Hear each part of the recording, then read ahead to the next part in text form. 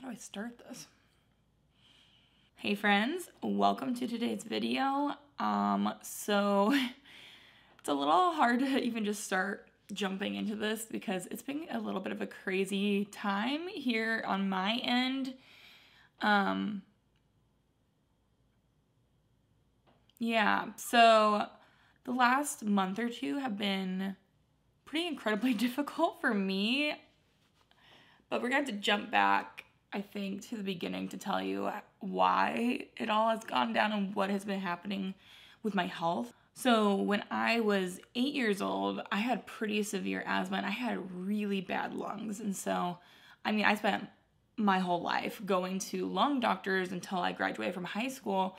And when I was like 8, my lung capacity was basically like 20% of what it should be. And so I've always had bad lungs. I was really pretty sickly and pretty thin, and I just had all of the symptoms of some lung-related diseases. So when I was 8, they did some testing and researching. I was in the hospital I feel like in my 8-year-old brain, I felt like I was going to the hospital multiple times a week to do more testing and lung testing and all of these different things.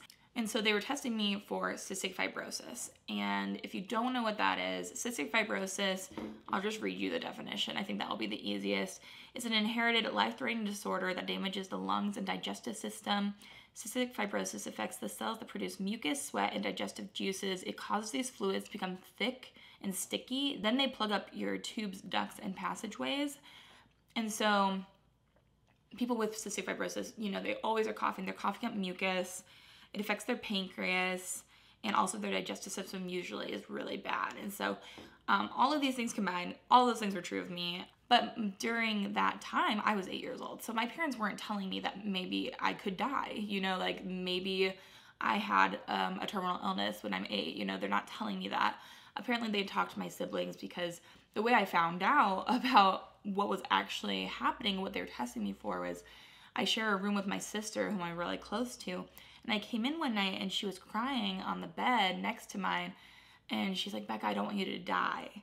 And so that's kind of how I figured out that this was pretty serious, that this was not just some random testing for no reason. And so pretty traumatic time in my young life, which has really shaped a lot of my adulthood. So they're doing all this testing because they found at least one mutation on the gene that causes cystic fibrosis. So to have cystic fibrosis, you need to have 2 copies of this gene. So my one copy for sure had the cystic fibrosis mutation. The other one they weren't sure about, so they tested me at the Cleveland Clinic. We went and did a more thorough testing. I don't remember even what happened, but from doing all of that when I was 8, they said that I did not have cystic fibrosis. So I was just a carrier. I had one copy so I could pass it along to kids. And so lately, Jeremy and I are 28. So we've been thinking through, do we want to have biological children? Do we want to adopt? Do we want to do all these things? I get questions about kids a lot when I meet subscribers in person.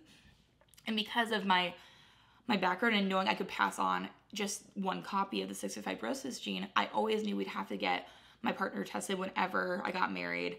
If we ever decided to have kids, he would need to get tested so that way we can make sure a child wouldn't have cystic fibrosis, which is a really serious illness. If you guys don't know what it is too, have you seen 5 Feet Apart? It's that disease.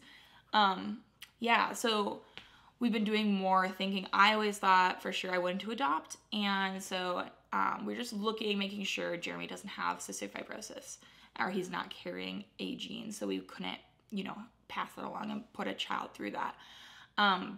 So we talked to our doctor, and then we started genetic counseling, and I don't want to cry, but so this is where everything has kind of come into play for what's happening now, is that we went into this meeting with our genetic counselor, and I was thinking this was all about Jeremy. I know my genes. I know that I'm a carrier, and we don't really know Jeremy's. And she asked me beforehand going in to see if I could find all of the medical records for when I was diagnosed as a carrier, and I couldn't because they destroyed them all. But then when we got into that meeting, she was asking me about my digestion health now, and I'm like, oh, it's horrible. She was asking me if I get sick, and I'm like, yeah, I'm constantly getting some sort of cold, some sort of sinus infection. I'm always coughing up mucus. And then she was, yeah. So then she was also, you know, just asking about my lungs. And I'm like, I still have asthma. Like, my lungs aren't great. I pass out frequently. It's kind of a lot. My health is not always the best. So, yeah. So she was asking me all these questions. She's like, it's so incredibly it's unprecedented that I would have had symptoms of cystic fibrosis without actually having the disease. And it's unprecedented that I would at least still already be a carrier. I would have one gene, have all the symptoms, but I wouldn't actually have the disease. So she was like, kind of like, that doesn't really make sense to me. And the fact that you still have quite a few of the symptoms of this disease kind of leads me to think that they misdiagnosed you when you're 8 and that you could possibly have the disease still, which really threw me for a giant loop. Told me all this right before we had to go join all of Jeremy's family for New Year's, and I was such a mess. It was so strange to think, like, something that I thought I had avoided the bullet when I was 8, and like I've always spent these years being like, yeah, thank the Lord, like I don't have this disease, but it's been part of my testimony. And so then to have all that warped, like, and this is the thing too, is a waiting game. So I had to submit a DNA sample. I had to give them my spit, and then they were processing it, and I had to wait at least 2 weeks, and it turned into 4.5 weeks where I was just waiting to see if I had this terminal illness that I thought that I had avoided, you know? So it was a really hard time. I was constantly crying. I did the worst thing possible. I WebMD'd myself. I Googled. I was like, I wouldn't know, like, when I was young, when I was 8, the prognosis was if you have cystic fibrosis, you will die probably by the time you're 16, which is horrible. And so I'm older than 16. So I was like, okay, so like, what is the life expectancy? And the life expectancy is like 50 years. And so then I was like, I've relived over half my life. Like, I'm almost 30. I only have a little bit more time. And it was just horrible. It was a horrible time. And just like thinking like, oh, I didn't even know if I wanted to have biological children, but now that option, like if I have cystic fibrosis, we're not having biological children. So like, not even that I didn't even know if I wanted to do that, but then the choice felt like it was taken away from me. And yeah, it was a crazy time. And it's hard because too, like, my parents went through so much. They're watching this, I'm sure. They went through so much when I was young, and probably feeling the weight of what I just carried for a month. They probably felt that weight for months, you know? I probably should have. I didn't tell them. I didn't tell my parents. I didn't tell a lot of friends. I didn't tell anyone other than really Jeremy.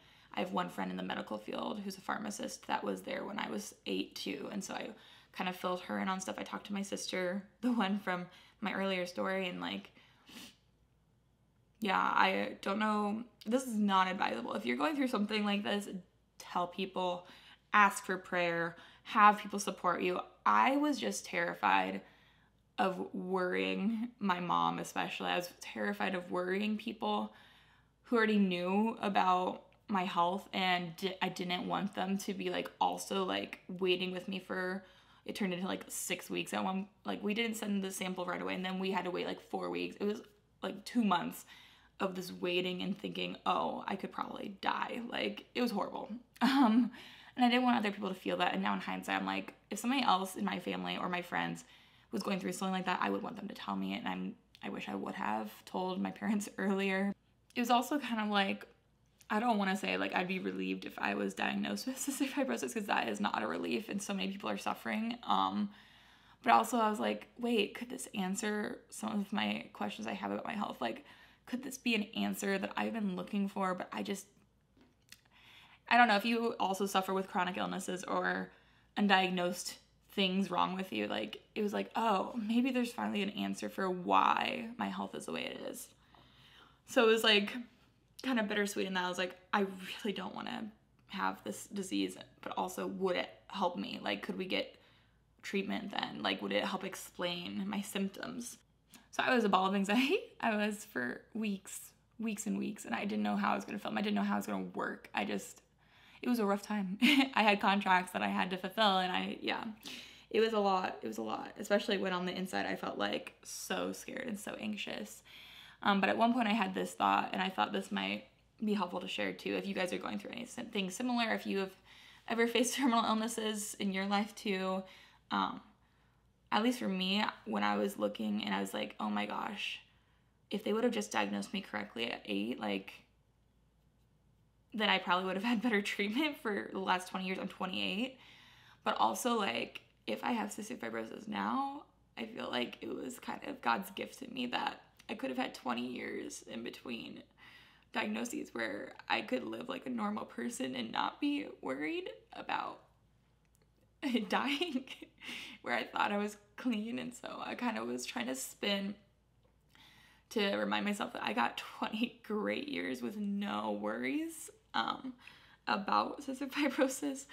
And so, like, trying to spin the hard thing I was facing to make it a little bit more like, wow, I also got a blessing in this, was something I was trying to do. But yeah, so fast forward, we got the call just like a week or two ago from our geneticist, and she said that they only found the mutation on one copy of my gene, and then she asked them to look further into the other side of my gene just to make sure there's nothing on that gene at all. There was no, like, just questionable things at all, like. And so we got a call a couple of days later, and they looked into it more, and there was nothing on it. So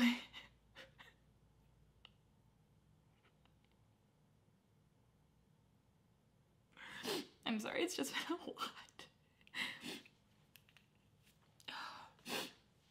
And so I do not have cystic fibrosis. This is the official. We looked at my genes. Testing has come such a long way since in the last 20 years, of course, the medical field, treatments too, but like, I didn't even know that it's something I could have been wrong about. But now to know for sure that I do not have cystic fibrosis, but like, I spent the last 2 months thinking I did. And yeah, I spent a year in my childhood thinking I was dying from a terminal illness, and it's an odd thing. I don't know if many people are going to be able to relate to this, but I thought I'd share just in case somebody did, or in case somebody else is struggling with undiagnosed things wrong with their body. And just, yeah, I also just want to be honest with people with what I've been going through. If you guys watch me normally, I'm really happy. I'm thrifting. I love the hunt, and it was really hard to feel this way and also make videos the last month or two. I think even one video I went to a Goodwill and I was like, I am not doing good today. I need to thrift and try to see if that will help me come out of it. Like, just dealing with this stuff is what's been on my mind and on my heart. And so, yeah, I don't even know if this video makes sense. Should I post it? I don't know, but I did spend the last couple months thinking I was literally going to die, and kind of confronting my mortality and confronting what will that mean for Jeremy? What will that mean for Gio? What will that mean for my family to have to live losing me so young? Like, whew, it's a lot. It's a lot. I do have to say, it also really helped me to let go of some things that I've been carrying, some pains from years ago even. I was laying in bed one night, and every time I lay in bed, I always get confronted by these same pieces of anxiety of how these girls treated me when I was on this internship at this church. These girls were so mean to me. And I think about that, it comes up, that and my first job and the anxiety that created. Sometimes, I don't know why, but at night, they always plague me. And I literally, when that started coming up, I was like, who freaking cares? I don't care. That doesn't even matter. I don't want to spend, if I only have limited years, if I have limited months, I don't want to spend that time thinking about something that happened 8 years ago that hurt me. Like, I need to let that crap go. So I think that was really helpful. I have had so much less anxiety at night. I don't even know why. Maybe it's just me replaying things that have hurt me, like replaying anxieties, things like that. But it was so helpful to be like, who freaking cares? It's hurt me. I need to let that go. They don't care anymore. They have moved on. They can say whatever they want and move on. but I need to live with it and I need to let things go. So that's been probably even the most helpful thing that's come out of it, is having a real confrontation with my own mortality and deciding like some things are not worth carrying around. Some pains, some hurts, some anxieties just aren't worth my time, especially when you realize you don't have much of it. So, whew. Yeah, so that's what's been happening in my life. And who knows, I hope this was at least entertaining, or I like hearing about people's medical stories and medical histories and things like that. But yeah, I just felt like I needed to share that and just update you guys on everything that's actually been happening in my life. And I'm doing so much better now. We're waiting to hear back from Jeremy's side of the genetic testing. We just sent his in after we learned that I was just a carrier again, because we knew it wouldn't matter. We didn't send his in when I did mine, because I needed to know my results fast because I was so anxious. But Jeremy, we're looking into his now. We're going to see what his says, if he's a carrier of cystic fibrosis. There's a lot going on behind the scenes here. And then maybe eventually we'll talk about having kids, but that's where we're at right now. It's been quite the time. I just want to encourage you too to like be gentle with yourselves. Be gentle with people around you. You never know what anyone's going through. And please be gentle with me in the comments. It's been tough for a few months here, but we're like going to be on the other side of it now. We're on the up and up, and I'm feeling so grateful, like so grateful. Yeah, if you've ever thought you had a terminal illness and then you find out you don't, maybe you'll understand. But yeah, I'm feeling grateful. But yeah, thank you guys so much for watching and being here and supporting me, even when it's not a normal video. But yeah, I love you all so much. You guys are making my dreams come true of making YouTube videos. Like, I'm living a life I could have only dreamed of. Oh gosh. So thank you guys so much for watching. I hope you guys are having an amazing day. I hope you have an amazing rest of your day. Until the next video. Bye.